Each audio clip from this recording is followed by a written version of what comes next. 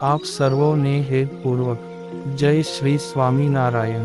આજની સત્સંગ કથા વાર્તા નિજ મંદિર સાવરકુંડલા। આજની સત્સંગ કથા વાર્તામાં આપણે શ્રીમદ સત્સંગી જીવનની કથા સાંભળશું। અધ્યાય 44। 1 શ્રી હરિનું અમદાવાદમાં શુભ આગમન। સુવ્રત મુનિ કહે છે કે, હે રાજન, ભગવાન શ્રી હરિ બંને પૂરના નિવાસી ભક્તોને સુખ આપીને તેમની અનુમતિ સ્વીકારી શ્રાવણ સુદ પંચમી તિથિએ ત્યાંથી વિદાયમાન થયા। તે સ્નેહથી પાછળ અનુસરતા પૂર્વવાસી ભક્તજનોને પાછા વાળીને માર્ગમાં આવતા ગામ અને નગરના ભક્તજનોને સુખ ઉપજાવતા શ્રીહરિ શ્રીનગર એટલે અમદાવાદ શહેરમાં પધાર્યા। પ્રિયતમ શ્રી હરિ પધાર્યા છે તેવા સમાચાર સાંભળતાની સાથે જ શ્રીનગર નિવાસી ભક્તજનો અનેક પ્રકારના વાજિંત્રોના નાદ કરતા અનેકવિધ વાહનો લઈને શ્રી હરિની સન્મુખ ગયા। નગરથી અડધા કોસ દૂર એક અલંકૃત અશ્વ ઉપર બિરાજમાન થયેલા શ્રી હરિના દર્શન કરતા જ તેમના નેત્રોમાંથી પ્રેમાશ્રુ બિંદુઓ પડવા લાગ્યા ને તત્કાળ શ્રી હરિને દંડવત પ્રણામ કરવા લાગ્યા। તે શ્રી હરિએ પણ સર્વે ભક્તજનોનું યથાયોગ્ય સન્માન કર્યું। ત્યારબાદ ભક્તજનોએ શ્રી હરિને આદરપૂર્વક શિબિકામાં પધરાવ્યા। તેમની સાથે આવેલા સંતો ભક્તોને રથ, હાથી વગેરે વાહનો ઉપર બેસાડ્યા। હે રાજન, ભક્તજનો અનેક પ્રકારના વાજિંત્રો વગાડતા હતા। એમના અંતરમાં હર્ષ ક્યાંય સમાતો ન હતો। તેમજ ઉચ્ચ સ્વરે શ્રી હરિના સદ્ગુણોનું સંકીર્તન કરતા પુરમાં પ્રવેશ કરી રહ્યા હતા। મુનિમંડળે સહિત ભગવાન શ્રી હરિ નવાવાસમાં પધાર્યા ને ત્યાં પોતાનો નિવાસ કર્યો। ત્યારબાદ ભક્તજનોએ આદરપૂર્વક આતિથ્ય સત્કાર કર્યો। શ્રીનગરમાં શ્રી હરિનો નૂતન હવેલીમાં જ્યાં ઉતારો રાખવામાં આવ્યો હતો તે જગ્યાને લોકો અત્યારે નવાવાસ તરીકે ઓળખે છે। શ્રીનગરના નિવાસી ભક્તજનો બહુ પ્રકારના ભક્ષ્ય, ભોજ્ય, લેહ્ય, ચોષ્ય વગેરે ભોજન વડે શ્રી હરિ અને સંત પાર્ષદોને નિરંતર તૃપ્ત કરતા હતા। શ્રીનગરના નિવાસી સર્વે ભક્તજનો પોતપોતાના ભવને શ્રી હરિની પધરામણી કરાવતા ને વસ્ત્ર, આભૂષણ, ચંદન, પુષ્પ ને સુગંધી દ્રવ્યથી તેમનું પૂજન કરતા હતા। ભગવાન શ્રી હરિએ ભક્તિ માર્ગનું પોષણ કરવા માટે અમદાવાદ નગરમાં અનેકવિધ સામગ્રીઓથી જન્માષ્ટમીનો ઉત્સવ ત્યાંના ભક્તજનો પાસે ઉજવાવ્યો। તેમજ ચક્રવર્તી સમ્રાટની માફક હજારો બ્રાહ્મણોને ભોજન કરાવીને તૃપ્ત કર્યા ને બહુ પ્રકારની દક્ષિણા અર્પણ કરી।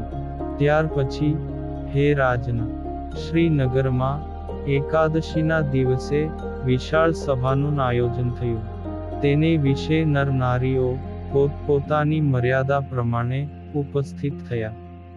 તેમજ બ્રહ્મચારી, સાધુ, પાર્ષદ, ગૃહસ્થ વગેરે શ્રી હરિના અનેક અનુચરો મર્યાદા પ્રમાણે સભામાં ઉપસ્થિત થયા। ભિન્ન ભિન્ન ધ્યેયથી સભામાં ઉપસ્થિત થયેલા શ્રીનગર નિવાસી નથુભટ્ટ વગેરે પુરુષો ને ગંગા વગેરે અનેક સ્ત્રી ભક્તજનો સભામાં ઉપસ્થિત થયા।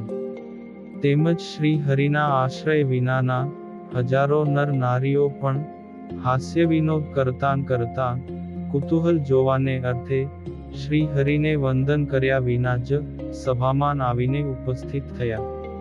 તે કૌતુક નિહાળવાને અર્થે આવેલા બ્રાહ્મણો માંથી કેટલાક વેદશાસ્ત્રમાં પારંગત હતા, કેટલાક ન્યાયશાસ્ત્રમાં વિશારદ હતા, કેટલાક વ્યાકરણ શાસ્ત્રમાં પ્રવીણ હતા, કેટલાક મીમાંસા શાસ્ત્રના જ્ઞાતા હતા, કેટલાક યોગશાસ્ત્રમાં પ્રવીણ હતા, કેટલાક કાવ્ય અલંકારમાં કુશળ હતા, કેટલાક વૈદિક ધર્મમાં કુશળ હતા, કેટલાક તંત્રશાસ્ત્રના જાણકાર હતા, કેટલાક પુરાણ ને ઉપપુરાણમાં પ્રવીણ હતા.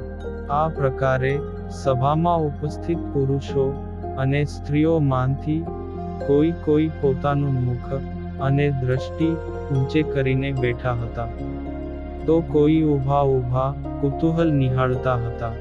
હે રાજન, સભાના મધ્ય ભાગમાં વિશાળ અને સુંદર સિંહાસન ઉપર ભગવાન શ્રી હરિ વિરાજમાન થયા, ને સર્વે ભક્તજનો એકાગ્ર દ્રષ્ટિથી તેમના મુખકમળ સામે નિહાળવા લાગ્યા.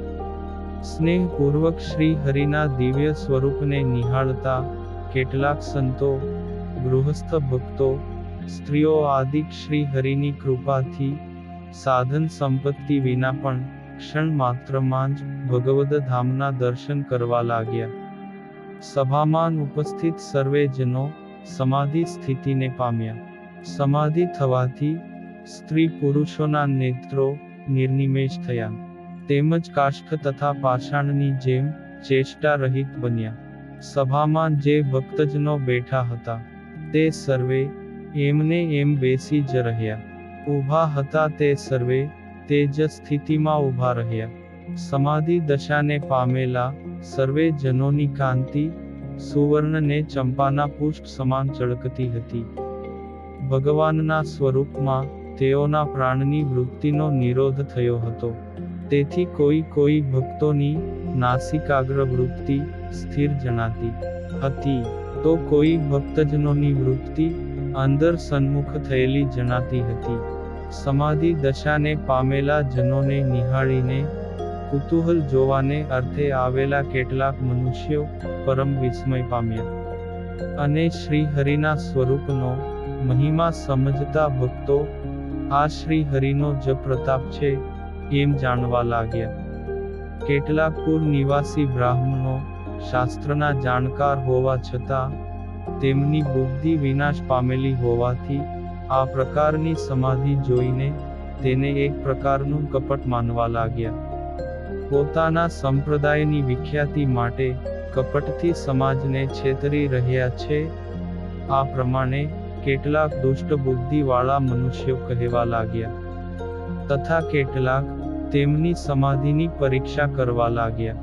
કેટલાક નાડીપારખુ વૈદ્યજનો સમાધિ સ્થિતિને પામેલા જનોની નાડી પારખીને પરીક્ષા કરતા. કેટલાક તેમના પગ વગેરે અંગો ઉપર બળતો અગ્નિ નાખતા. એ ચિકિત્સકો વારે નાડી પરીક્ષા કરતા હોવા છતાં જ્યારે નાડી હાથમાં નહીં આવતા, તેમજ તેમના પર અગ્નિના પ્રયોગો કરવા છતાં તેમને જ્યારે અગ્નિનો દાહ થતો નહીં, ત્યારે તેઓ અત્યંત વિસ્મય પામતા હતા. કેટલાક દુષ્ટ જનો સમાધિમાં રહેલા મનુષ્યોના અંગને છરી આદિ શસ્ત્ર વડે કાપતા હોવા છતાં તેમને લેશ માત્ર ક્ષોભ પામેલા નહીં જોતા મનમાં ભય પામીને અતિશય વિસ્મય પામવા લાગ્યા. ત્યારબાદ પોતાના કર્મથી જ ભય પામેલા દુષ્ટજનો એકબીજા સામે પરસ્પર જોવા લાગ્યા, ને મનમાં પોતાની જાતને અપરાધી માની શ્રી હરિને પરમેશ્વર તરીકે સ્વીકારવા લાગ્યા. ત્યારબાદ તે બ્રાહ્મણો પોતાના અંતરના અભિપ્રાયને શ્રી હરિની આગળ જણાવવા માટે ભગવાન શ્રી હરિના સાનિધ્યમાં બિરાજતા વિપ્ર નથુ ભટ્ટ પ્રત્યે પ્રેરણા કરવા લાગ્યા. નથુ ભટ્ટ પણ તેઓના અંતરના અભિપ્રાયને જાણીને શ્રી હરિને પ્રણામ કરી બ્રાહ્મણોને નિસંશય કરવા માટે બે હાથ જોડીને પૂછવા લાગ્યા કે, હે ભગવન, સમગ્ર શાસ્ત્રને જાણતા આ બ્રાહ્મણો આકસ્મિક સમાધિથી તેમના મનમાં પરમ વિસ્મય પામ્યા છે. તેથી તમારી પાસે મારા દ્વારા પ્રશ્નો પૂછાવે છે કે આ પૃથ્વી પર અનેક પુરુષો વેદાંત, ઉપનિષદ વગેરે ગ્રંથોનું નિરંતર શ્રવણ અને મનન કરે છે, ને અષ્ટાંગ યોગની સાધના કરે છે, છતાં તેના મધ્યે કોઈ પણ પુરુષને સમાધિ દશા પ્રાપ્ત થતી હોય તેમ જણાતું નથી. અનેક પ્રકારે અભ્યાસ કરવા છતાં અને સમાધિ સ્થિતિને પામ્યા હોય તેવા કોઈ પણ સ્ત્રી અથવા પુરુષ કોઈ ગામ કે નગરમાં અમારે કાને સાંભળવામાં આવ્યા નથી. અષ્ટાંગ યોગની સાધના તેમજ વેદાંતના અભ્યાસ વિના પણ સભામાં ઉપસ્થિત આ અનેક મનુષ્યો હીન જાતિમાં ઉત્પન્ન થયા હોવા છતાં અને આપના દર્શન માત્રથી પરમ સમાધિ સ્થિતિને પામેલા જણાય છે. સમાધિ દશામાં આ નર નારીઓ શું અનુભવી રહ્યા છે, આ જોઈને અમને પરમ આશ્ચર્ય થાય છે. તેથી એમના અનુભવની વાત અમને જણાવો. અને હવે પછીની કથા વાર્તા આપણે આગળના ભાગમાં સાંભળશું. અત્યારે આપ સર્વોને ભાવથી જય શ્રી સ્વામિનારાયણ.